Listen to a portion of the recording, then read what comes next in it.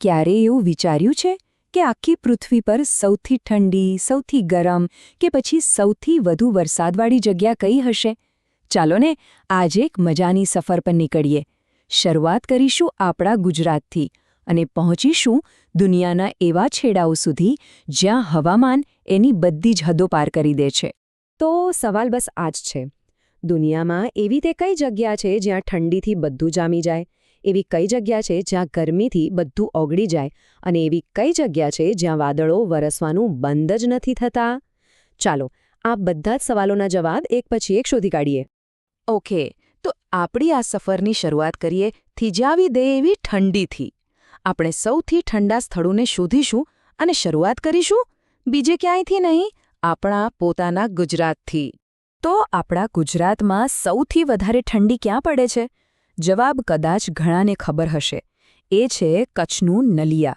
શિયાળામાં તો અહીં તાપમાન લગભગ 0ની આસપાસ પહોંચી જાય છે અને એટલે જ એ આપણા રાજ્યનું સૌથી ઠંડુગાર સ્થળ ગણાય છે. તો આ છે આપણો પહેલું મુકામ. સારું, હવે ગુજરાતથી થોડા આગળ વધીએ અને આખા ભારત પર નજર કરીએ. અહીં આવે છે જમ્મુ અને કાશ્મીરનું દ્રાસ. સાચું કહું તો નલિયાની ઠંડીની સામે દ્રાસની ઠંડી તો બિલકુલ અલગ જ લેવલ પર છે. એને ગેટવે ટુ લદ્દાખ પણ કહેવાય છે અને અહીં શિયાળામાં તાપમાન માઇનસમાં જતું રહે છે. અને હવે વાત એ જગ્યાની જ્યાં માણસો પણ રહે છે અને છતાં એ દુનિયાની સૌથી ઠંડી જગ્યા છે. એ છે રશિયાના સાઇબેરિયામાં આવેલું ઓયમ્યાકોન. અહીં એટલી ભયંકર ઠંડી હોય છે ને કે એની કલ્પના કરવી પણ અઘરી છે. આ ખરેખર પૃથ્વીના હવામાનનો એક છેડો છે. ચાલો, થીજાવી દેતી ઠંડીનો અનુભવ તો કરી લીધો. હવે સમય છે એનાથી બિલકુલ ઉલટું, એટલે કે ગરમીનો સામનો કરવાનો. તો તૈયાર થઈ જાઓ, કારણ કે હવે આપણે પૃથ્વી પરની સૌથી ગરમ જગ્યાઓ શોધવા નીકળ્યા છીએ. ફરીથી શરૂઆત આપણા ગુજરાતથી જ કરીએ. તો બનાસકાંઠાનું ડીસા એ જગ્યા છે જ્યાં ઉનાળામાં ગરમીનો પારો 7મા આસમાને પહોંચી જાય છે. અહીં તાપમાન 45 ડિગ્રી સેલ્સિયસને પણ આરામથી પાર કરી જાય છે, જે એને આપણા રાજ્યનું સૌથી ગરમ સ્થળ બનાવે છે. અને હવે ભારતની વાત કરીએ તો રાજસ્થાનનું શ્રી ગંગાનગર ભારતનું સૌથી ગરમ શહેર માનવામાં આવે છે.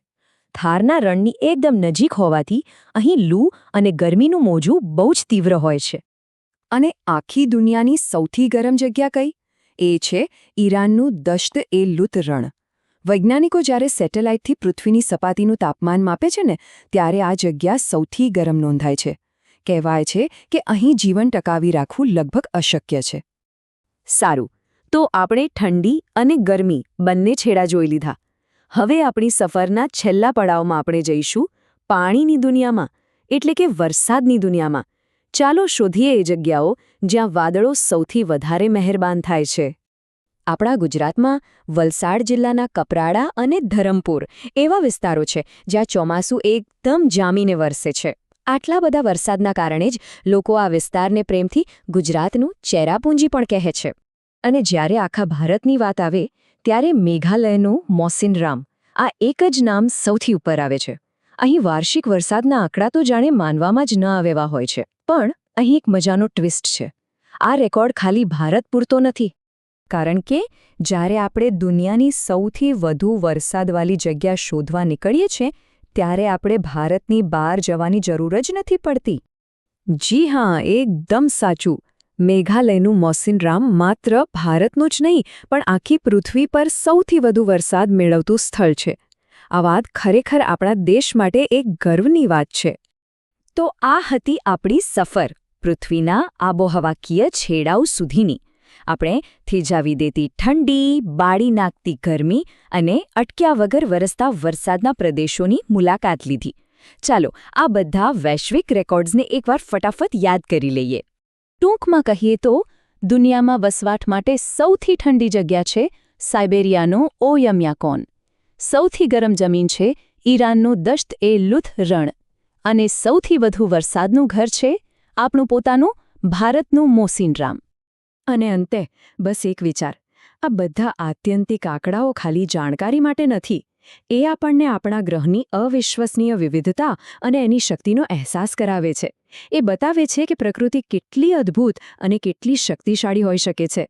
આ રેકોર્ડ્સ આપણને પૃથ્વી વિશે શું શીખવે છે એના પર વિચારવા જેવું છે. ખરું ને?